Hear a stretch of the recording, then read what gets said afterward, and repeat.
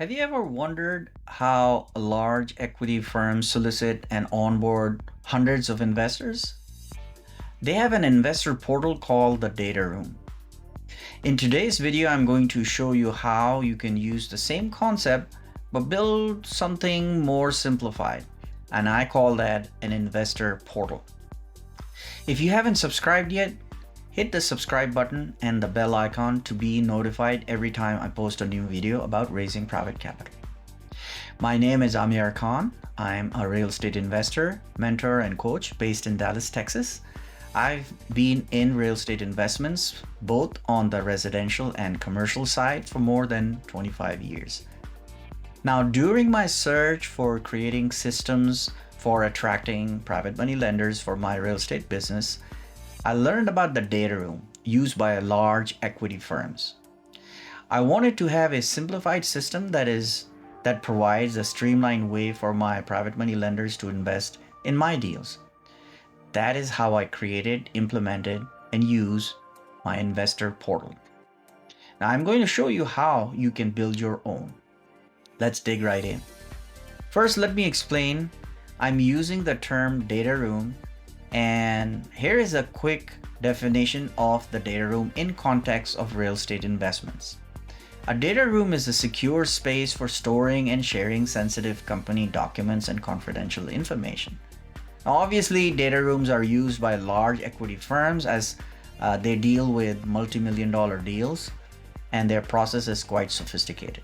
However, if you're wanting to attract private money lenders for smaller deals where there is one PML, private money lender, to one deal, in other words, it's not a fund, then we can create a very simplified version of this, and I call it an investor portal.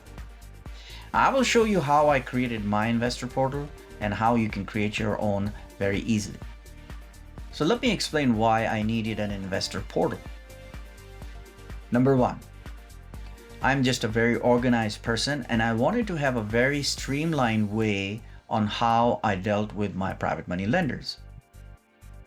Number two, this investor portal included onboarding, deal flow process, where I share deal information with my private money lender, and which also includes detailed pictures, videos, and underwriting, and finally the deal commitment process. But I'm jumping ahead a little bit. All of the private money lenders that have access to my investor portal have been clearly vetted and then provided access. So in other words, the private money lenders know that once I approve them, they can join my program to become a private money lender with me and access my deals and invest with me via the investor portal. So therefore, the investor portal is a key part of the entire process through which my private money lenders invest with me.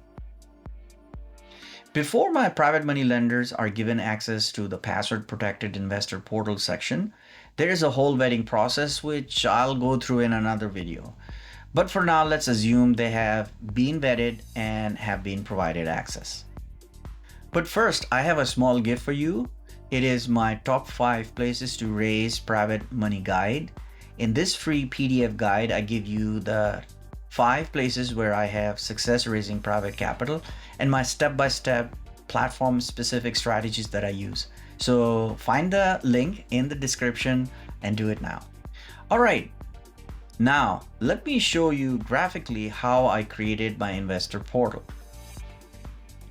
Here is my website. And if you notice, the investor login tab is right on the top. Once my private money lenders click on it, they have access to the inside of my investor portal.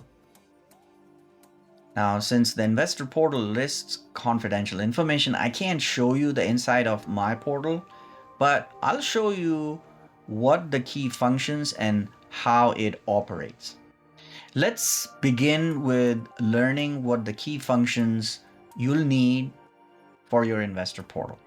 Number one, a website platform that allows you to set up a password protected section. Number two, your website platform should be able to store and display pictures, videos, and PDF files.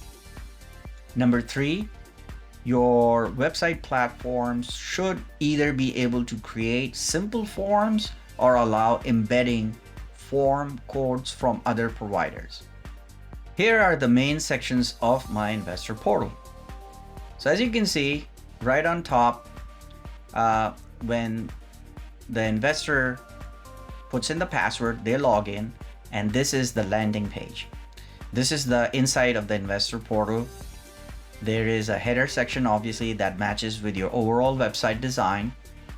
Below that, I have put in 3 videos, and these are tutorial videos, and I like to do that. And what that does, it helps my private money lenders know how to go about navigate this section and any other information that I would like to give them. So this is very, very helpful. I call them tutorial videos on how to use the portal. If they scroll down a little bit further, that's where we have the active property section. This is where we have small pictures of each of the property that we have in our system. And then they have 3 different statuses. And so there's a picture, there's a little description, and below that there's a button. So each of these, so let me talk about the statuses. So status 1 is available now. This means that the property is under contract and is immediately available for investor to invest in and commit to. The next status is reserved. This is a property that was available, but one of the investors have already committed on it, and therefore it's reserved. So in other words, the other private money lenders can no longer reserve this property. And the third status is coming soon. And what that means is that this property, we are constantly working on deals, and this property is not currently under contract, but we are working on this property. This helps our investors plan ahead. So as you scroll down a little bit more, that's where you can see a whole bunch of sold properties that came into our system and one of our private money lenders had committed on it. And so they have the same format. There's a little description with an address. All our properties have addresses and picture, and then the button below that will give them access to all information about this property. Now on the other side, this investor portal connects to other pages.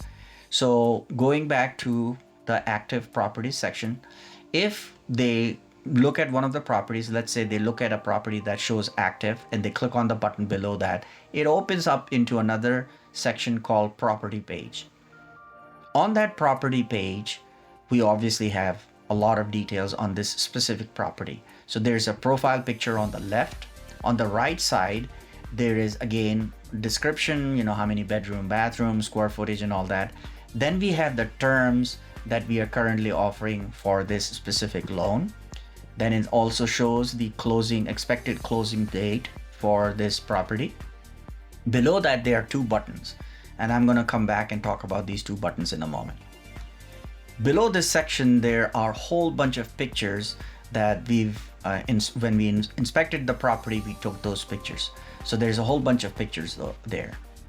Below that, there are at least 2 videos that our boots on the ground have taken. These are walkthrough videos from the exterior of the property and the interior of the property. Now let's go back to those 2 buttons that I told you about. The button on the left says commit now. And what that means is when they click on it, it simply opens up into a form.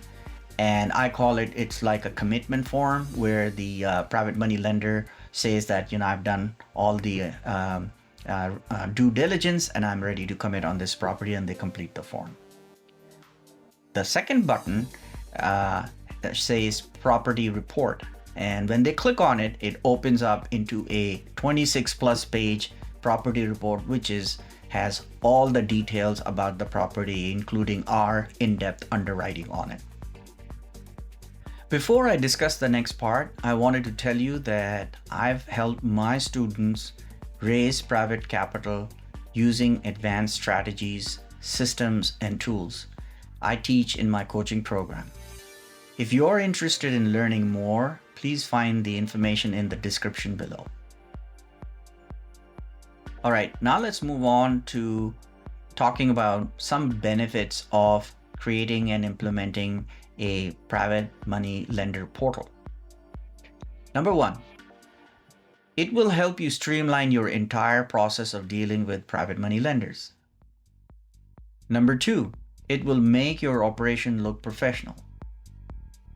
Number three, it will assist and train your private money lenders on how to efficiently invest in your deals.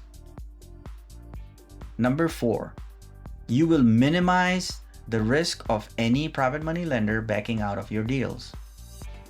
Number five, it will make your process duplicatable, which means making it easier for you to repeat the funding process with ease. Number six, having a private money lender portal will encourage private money lenders to work with you in your terms and procedures. Number seven, you can limit access to private money lenders to your deal flow if they are non-committal for a long time. And finally, number eight, you can limit or even expel private money lenders who never show any interest or interact with you once they have access. So there you have it. I hope this video has been helpful in showing you that how powerful having your own private money lender portal can be. As I've shown you, you can build one yourself, which will help streamline your private money lender onboarding and committal process. If you are interested in working with me, see the details on how you can do that in the description below. Meanwhile, don't forget to grab the free PDF I have for you, Top 5 Places to Raise Private Money. I would love for you to subscribe to this channel so you'll know as soon as a new video is posted. I'll see you then.